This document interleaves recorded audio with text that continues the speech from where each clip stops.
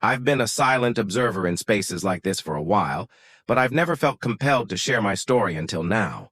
I'm 35, and I'm at my breaking point with my family, who always seem to cast me as the antagonist, no matter what I do. This ongoing family drama, with no resolution in sight, has drained me emotionally and mentally. I've built my career from scratch and now work as a mid-level manager at a prominent Silicon Valley tech firm. Everything I own, my home, my car, my savings, is the result of countless late nights and relentless effort. The family dynamics I've had to navigate to get here are nothing short of toxic. Let me give you some context about my upbringing. Since I was 18, I've been entirely self-reliant, financially, emotionally, and mentally. My parents' approach to raising my younger brother Jason, now 27, and me was, to put it kindly, deeply flawed. We grew up in a middle-class suburb outside Boston, presenting as the picture-perfect American family. We lived in a nice neighborhood with good schools.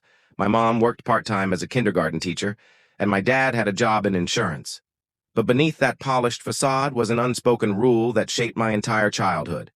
I was expected to be the responsible one, the role model, while Jason could do no wrong. The disparities were glaring from early on. I vividly recall one incident when I was 16 and Jason was 8.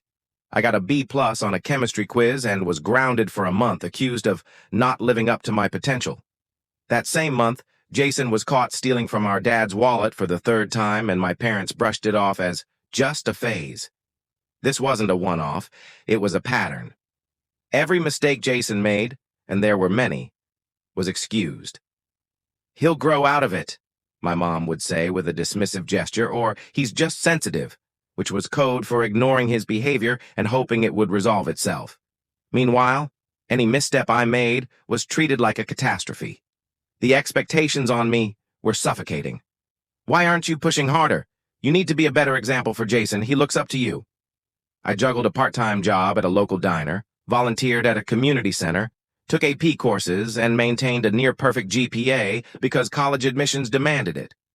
Jason, on the other hand, skipped school and spent hours gaming in the basement.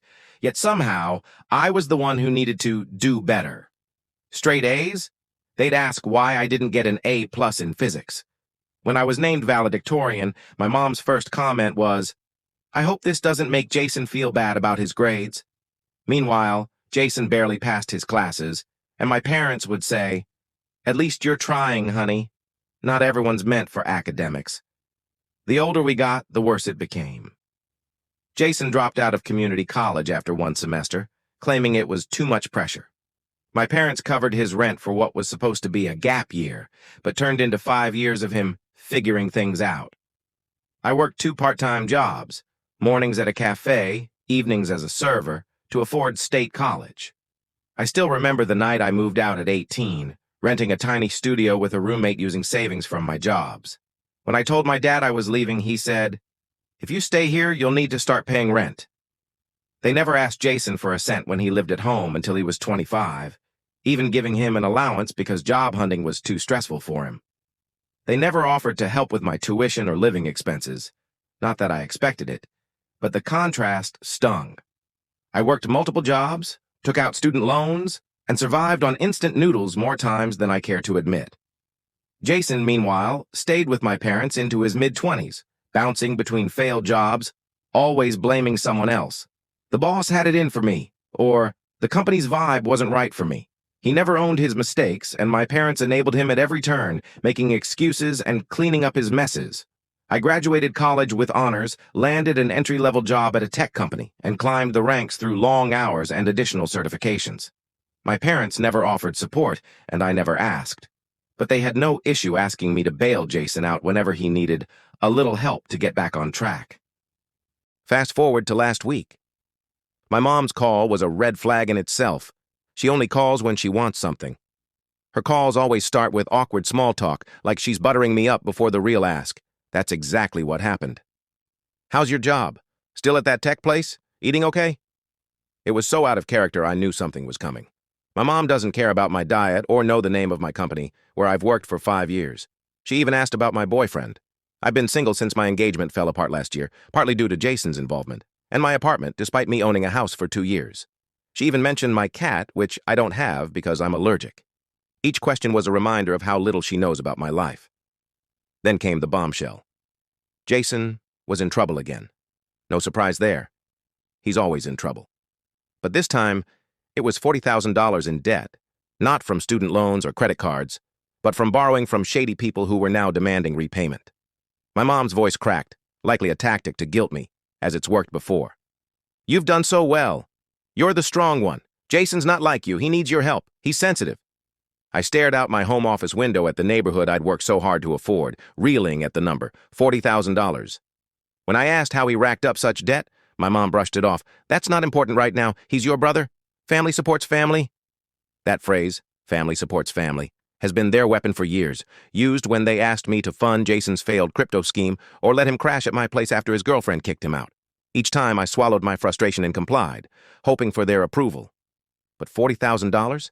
That was my safety net, my future. I couldn't do it. For the first time, I said no. I apologized but stood firm. I couldn't rescue Jason from his own mess. My mom's tone shifted instantly from pleading to furious. "You're being selfish. After all we've done for you, this is how you repay us. You're abandoning your family." She even played the guilt card. "Do you want his blood on your hands?" He borrowed from dangerous people.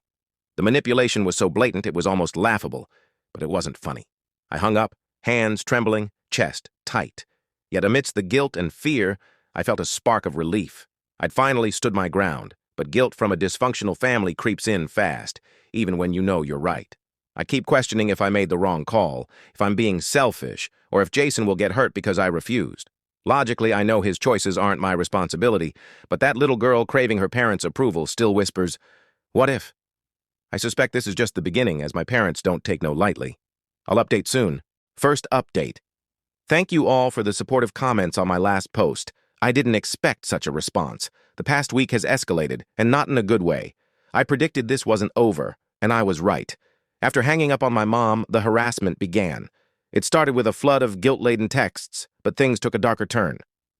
Last Tuesday, my bank flagged suspicious activity. Someone tried accessing my account using stolen personal details, including my mom's maiden name, my social security number, and my first pet's name. The fraud team said a large transfer was attempted from an unfamiliar IP address. Only Jason could have that information. Realizing my own brother tried to steal from me was gut-wrenching. I changed all my passwords and security questions immediately. This wasn't just about money anymore, it was betrayal. Then it got weirder. My Aunt Catherine, one of the few relatives I'd trust, called yesterday. Apparently my parents are spinning a tale to the family, painting me as a heartless rich person letting Jason suffer. Aunt Catherine didn't buy it and was shocked when I told her about the bank fraud attempt. She also shared that Jason had been borrowing from other relatives, giving different excuses each time. Medical bills to our grandma, a surefire investment to our cousin Mark, a small business to our Uncle Steve. None of these stories aligned with the dangerous people debt he told our parents about. This morning, my dad emailed me, the first direct contact since this started. His tone was cold and vaguely threatening.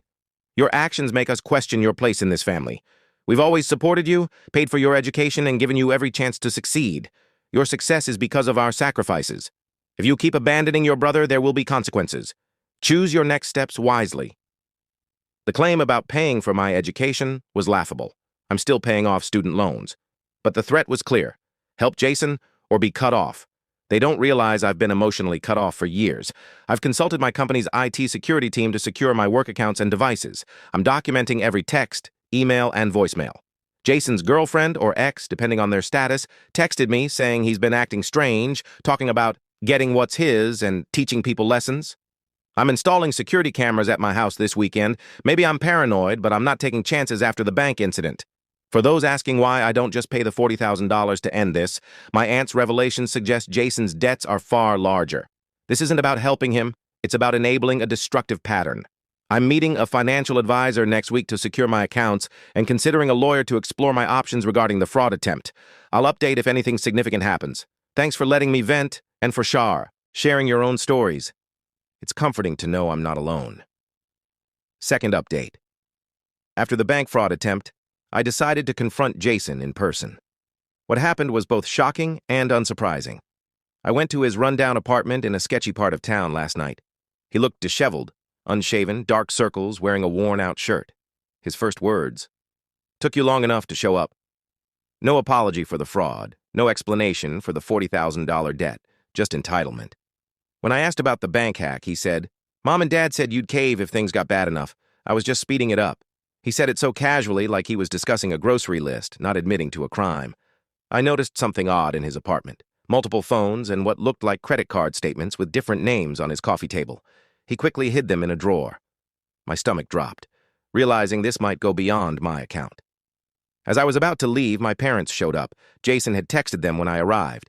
They barged in like they owned the place, Mom in tears, Dad furious. What followed was our worst family argument yet. Dad accused me of being selfish. Mom claimed they'd failed as parents because I was so callous. When I mentioned the bank fraud, they defended it. Mom said, "He was desperate." "What choice did he have when you refused to help?" Dad added, "People do things when they're cornered." I was floored. I asked, "So identity theft is okay if it's family?" Their response, "Family helps family." I lost it, unloading years of pent-up frustration.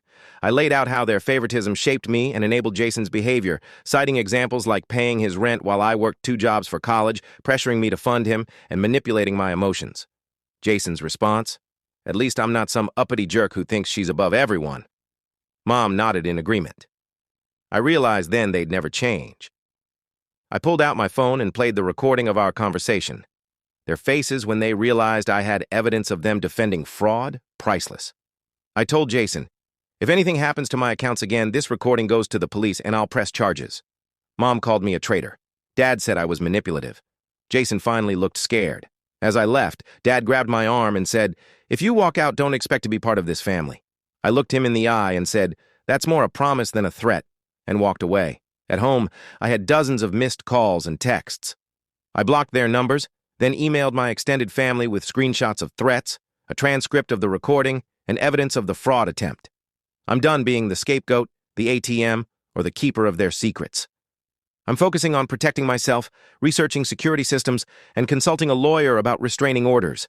Your comments gave me the strength to stand up for myself. I'll update if anything major happens, but I suspect things are about to shift dramatically. Third update.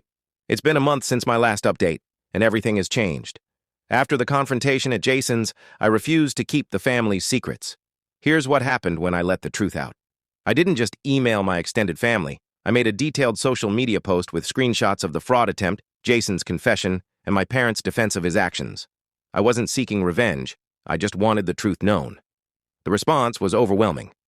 Within hours, others came forward with stories of Jason's schemes. My cousin Tim said Jason borrowed $5,000 for a non-existent business.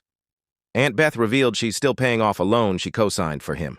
Even our grandma's missing jewelry from last Christmas suddenly had a prime suspect. The biggest revelation came from Jason's ex-roommate, who said Jason used his identity to open multiple credit cards but was too ashamed to report it, thinking no one would believe him over my parents' perfect son. An HR manager at a company where Jason interviewed saw the post and flagged his history of financial fraud. He didn't get the job. My parents' social standing took a hit. They'd spent years playing the role of devoted parents with a wayward son and an ungrateful daughter. But now the truth was out. Their church friends distanced themselves after Mom tried to paint me as a liar, but the evidence, texts, recordings, bank records, was undeniable. Their carefully crafted image crumbled. Jason's current roommate saw the post and, unaware of his history when he moved in, evicted him within a week. Turns out people don't want to live with someone who commits fraud. I've heard Jason's working 3 jobs to pay off his debts, finally facing consequences. His credit is ruined. My parents have gone quiet on social media. No more posts about family loyalty or ungrateful kids. For me, life is better than ever. I got the promotion I applied for and can focus on my career and personal growth without the constant drain of family chaos. I'm closing this chapter and starting fresh, free from guilt, lies, and the burden of fixing others' mistakes. No courtroom could feel this good.